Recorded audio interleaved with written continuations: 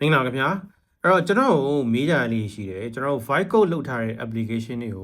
ဘယ်လိုမျိုး market လုပ်ရမလဲ marketing ဘယ်လိုလုပ်ရမလဲ user များလာအောင်ဘယ်လိုလုပ်ရမလဲဆိုတာလေးတွေမေးကြရရှိတယ်ဆိုတော့ခုနောက်ပိုင်းမှာကျွန်တော်တို့ဒါ apps တွေထုတ်ရတာအရင်တော့လိုမျိုးမခက်ခဲတော့ဘူးအဲ့တော့အဓိကခက်ခဲလာတာကျွန်တော်တို့ market လုပ်တဲ့အပိုင်းမှာခက်ခဲလာတယ်ပေါ့နော်ဆိုတော့ကျွန်တော်ဒီနေ့ဒီဗီဒီယိုမှာကျွန်တော်တို့ဒါဒီ marketing ဘယ်လိုလုပ်မလဲ user ဘယ်လိုရှာမလဲကိုယ့်ရဲ့ application တွေကိုယ့်ရဲ့ web apps ပဲဖြစ်ဖြစ် website ပဲဖြစ်ဖြစ်tools တွေပေါ့နော်ဒါတွေကိုဘယ်လို user ရှာမလဲဆိုတဲ့အပိုင်းလို့ကျွန်တော်ဒီနေ့ဒီမှာဆွေးနွေးကြပါတယ်ဆိုတော့အရင်ဆုံးနံပါတ်1တစ်ချက်ကကြတော့ get your foundation right ပါပထမဦးဆုံးဘာမှမလုပ်ခင်ကျွန်တော်တို့ဒါလေးတော့မှန်ရမယ်ဘာလဲဆိုလို့ရှိရင် solve a real problem တကယ်ပြဿနာအစစ်ကိုကျွန်တော်တို့ဖြေရှင်းနေရလားနော်ရှောက်လောက်ထားတဲ့ app လားဒါမှမဟုတ်တကယ်ပြဿနာဖြေရှင်းနေတာဒါအရေးကြီးတယ်ပြီးရင် simple and clear value proposition ရှိရမယ်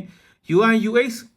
ကောင်းကောင်းဖြည့်ရမယ်ကျွန်တော်တို့ first ဖြစ်ရမယ် reliable ဖြစ်ရမယ် back free ဖြစ်ရမယ်ကျွန်တော် error ပဲမတက်ရအောင်မြန်ရမယ်ပေါ့ဗျာနည်းနည်းသုံးလို့အဆင်ပြေရမယ်နောက်ကိုယ့်ရဲ့ target user ကို define လုပ်ပြီးသားဖြစ်ရမယ်ဒီအချက်ကလေးကဒါလုံးဝ basic လိုအပ်တဲ့အချက်ကလေးဖြစ်တယ်ဆိုတော့ကျွန်တော်တို့ဒါလေးသုံးလို့ရတယ် you are core message ဆိုတဲ့ဟာကို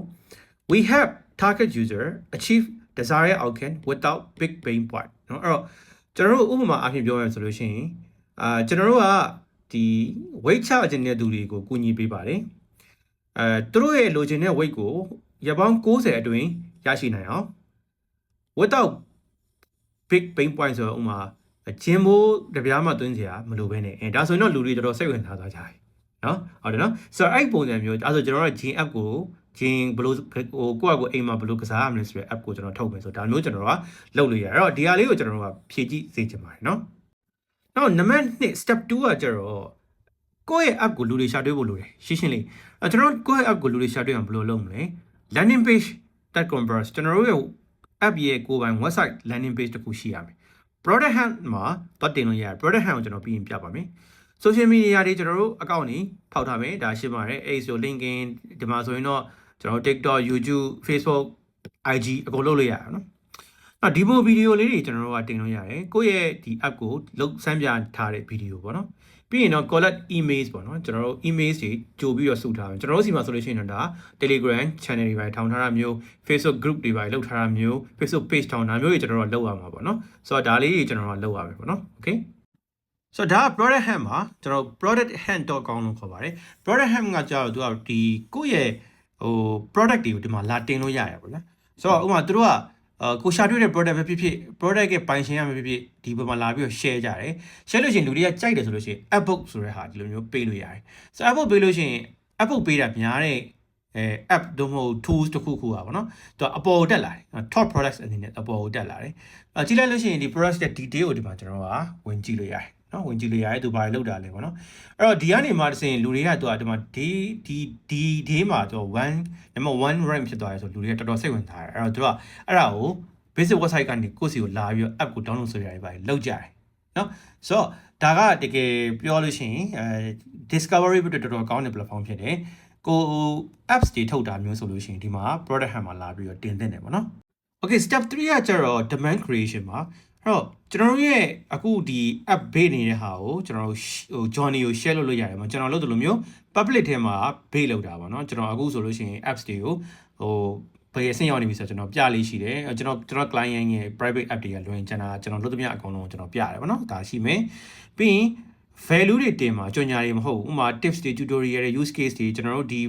app ကနေဘယ်လိုပြဿနာတွေကိုဖြေရှင်းပေးနေလဲဆိုတော့တင်လို့ရတယ်short video တွေတုံးမယ်เนาะ short video ဖြစ်မနေတုံးရမယ်ကျွန်တော်တို့ဒါ TikTok ဘာလို့YouTube တို့ဘာလို့တင်ဖို့ပေါ့เนาะပြီးရင် testimony နဲ့ review တွေကျွန်တော်တို့ရဲ့app ကိုစပြီးတော့ ပေးစမ်းသုံးကြည့်ပြီးတော့မှရလာတဲ့ review ရလာတဲ့ testimony ရဲ့ဘယ်လိုမျိုးကိုယ့်ရဲ့ဘဝကိုပြောင်းလဲသွားစေရဆိုတဲ့ဟာမျိုးတွေကိုပုံမှန်တင်တယ်။နောက် influencer နဲ့ community တွေကိုကျွန်တော်ဝင်ပြီးတော့မှ sharing လုပ်ပေးတာမျိုး influencer တွေကိုညီတောင်းတာမျိုးလုပ်လို့ရတယ်။နောက် contentရေးတာပေါ့နော်ဥပမာ SEO အခုနောက်ပိုင်း SEO နည်းနည်းတော့အားနေပါတယ်ဒါပေမဲ့ရှိနေတော့မယ်အဲ့တော့ content ရေးတင်တာ blog ရေးတာမျိုးတွေကျွန်တော်တို့ကလုပ်လို့ရမယ်ပြီးရင်တော့ email WhatsApp email တွေကိုပုံမှန်ပို့တာဥပမာ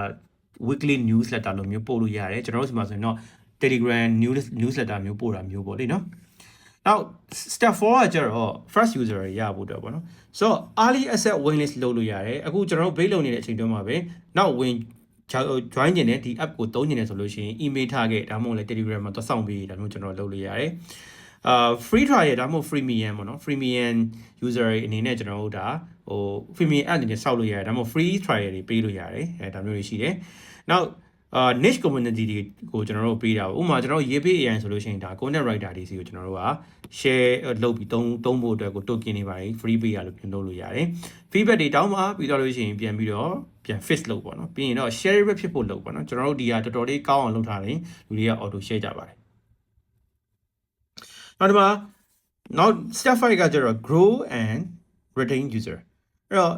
user တွေရလာပြီဆိုလို့အဲ့ user တွေ grow ဖြစ်ဖို့နဲ့အဲ့ user တွေထွက်မသွားဖို့လိုသေးတယ်ပေါ့နော်အဲ့တော့ retention ကောင်းဖို့လိုတယ်အဲ့တော့ onboarding ကို pro လိုမျိုး onboard လုပ်ပါသူတို့ဘယ်လိုလုပ်ရမလဲမသိဘူးဆိုလို့ရှိရင်သူထွက်သွားလိမ့်မယ်အဲ့တော့စဝင်ကလေးကဘာကိုနှိပ်ပါဘယ်လိုလုပ်ပါဆိုတော့ app ကိုကလေးက simple ဖြစ်နေပိုကောင်းနေပေါ့လေနောက် quick wins တွေ deliver လုပ် quick wins ဆိုတာဘာလဲဆိုလို့ရှိရင်ကျွန်တော်တို့နောက်3နှစ်လောက်3လလောက်နေမှကျွန်တော်တို့တွေ့ရမယ့် result မျိုးမဟုတ်ဘဲနဲ့3ရက်လောက်သုံးပြီးရတယ်တိတာမဲ့ result မျိုးလိုမျိုးပေးလို့ရတယ်ဒါမျိုးတွေဆိုရင်ကောက်ပိုကောင်းတယ်ပေါ့လေနောက် engagement regularly engagement လုပ်ပါပြီးခါကြလို့ရှိရင် listen and improve เนาะကျွန်တော်တို့ user ရဲ့အတန်ကိုနောက်ထောင်မှာ improve ဖြစ်အောင်လုပ်ပါနောက်ပြီးတော့ trial user တွေ3လသုံးထားတဲ့လူတစ်လဝယ်ထားတဲ့လူတို့နှစ်တည်ကြာလာပြီဆိုလို့ရှိရင်တို့ reward တွေပေးလို့ရတယ်ပေါ့နော်ဥပမာ discount ချပေးရဒါမျိုးတွေကျွန်တော်တို့ကလုပ်လို့ရသွားမယ်အဲ့တော့ user ရဲ့ growth levers ပေါ့နော်ကျွန်တော်တို့ပို့ပြီးတော့ total ဖို့အတွက်ကို lever တွေကဒါတွေရှိမယ် SEO ရှိမယ်ကျွန်တော်တို့ဒါGoogle နဲ့တခြား search engine တွေမှာရှာတွေ့မယ် content marketing blogs တွေ guides တွေ case studies တွေဒါမျိုးကျွန်တော်တို့မဖြစ်မနေလုပ်ပါ referral program ကျွန်တော်တို့ဒါ